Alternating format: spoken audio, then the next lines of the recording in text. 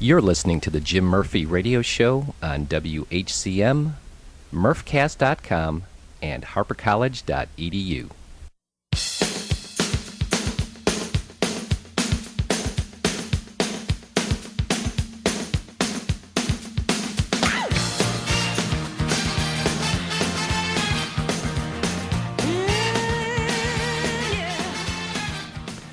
All right, welcome back to the show. It is 5:27. You are listening to the Jim Murphy Radio Show. My name is Jim Murphy on WHCM, MurphCast.com, and also being streamlined live at HarperCollege.edu. Go to Student Services and Student Activities. All right, as promised, we are now going to be talking to Krista Jackson. Krista is a licensed clinical professional counselor, and we will be talking a few minutes about psychology. And we have been covering the 5 domains, which are what psychologists do. And I believe today we will be talking about culture. Hello, Krista. Are you there? Yes, I am, Jim. Can you hear me? Yes, I can hear you. How you doing today? How you doing? Doing good. Doing good. Thank you. Very good. And like I said, you were going to talk about cultures, so go ahead. Yeah, some of the different things that we encounter. Well, as you know, as a refresher, you know, when we take a look at working with somebody, we take a look at several different aspects of their life, and one of them that we do take into consideration is issues of culture. Culture is very important, and culture refers to either your ethnicity. It can refer to your race to some degree. It can refer to your background, your upbringing. And this is important because the culture that you're in and the culture that you identify yourself with can sometimes cause you some functional issues. And we are right now living in a very, very culturally diverse environment. In fact, you know, the United States is probably one of the most culturally diverse countries in the world. And in fact, here in Chicago, we have a tremendous diversity of culture and language. In fact, outside of New York, Chicago is the second most culturally diverse city in the country. Mm-hmm. And we actually have 2,300 different spoken languages here in Chicago. Wow. Which is remarkable. Absolutely. When you think about that. Yeah, it's just incredible. So when you're talking to someone, you have to understand their cultural background and take into account some of their cultural issues. Because not, you know, just because we, from a Western culture, think that things should be one way, doesn't mean that a person from a non-Western or a non-traditional culture is going to feel comfortable with that or feel aligned with our cultural ideas and norms. Right. And I was actually just thinking about that recently as far as, friends that I've had in my life. And growing up, we were all basically, of course, of one culture growing up in the northwest suburbs here in Chicago. Mm-hmm. But I've been thinking recently of my recent friends that I have made are of a different culture. Right. Are, Latino and Indian and of various different cultures. And I've noticed that the more I go on in life, that, the culture or the people that I meet or become friends with are becoming more and more diverse.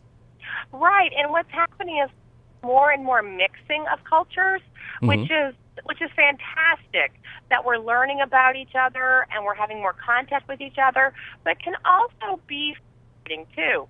Because if you are of, let's say, a mixed cultural background, this can also kind of present a problem with trying to figure out where you are culturally or what your cultural identification is. Right. And that can be an issue for you, or as you try to, figure out how you fit into our culture, the quote-unquote American culture. Right. So, which is, basically we're called the melting pot for a reason. We have lots and lots of diversity. But it's hard when you don't have a cultural identity or you don't feel part of that culture. And those are things that can make any type of underlying mental illness worse or even more intense or acute. Right. And I've also noticed, too, that, of people that I've known in my life for quite a while who are just really not very culturally diverse and are just very against diversity and things like that. And that has posed an issue at times for me in my life where, I'd like to maybe introduce different people or, Right. bring them in, and Right. I just don't feel as comfortable with certain people because I just don't think they'll like that or, might have a problem Right. with me. So it's... Right. We actually have a term for that. That's called xenophobia. Oh, okay. And xenophobia is when you're afraid, phobia being the fear, and xeno being afraid of something different. So you're afraid of people of different cultures or different backgrounds. Right. And it's... And that normally comes from a lack of exposure and a lack of education.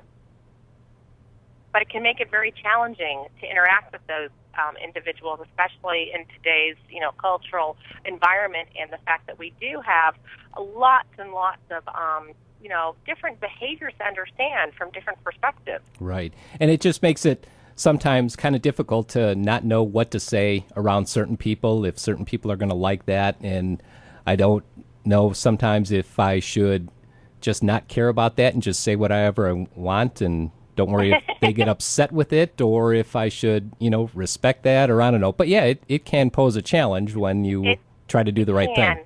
And the biggest challenge can come into gender role.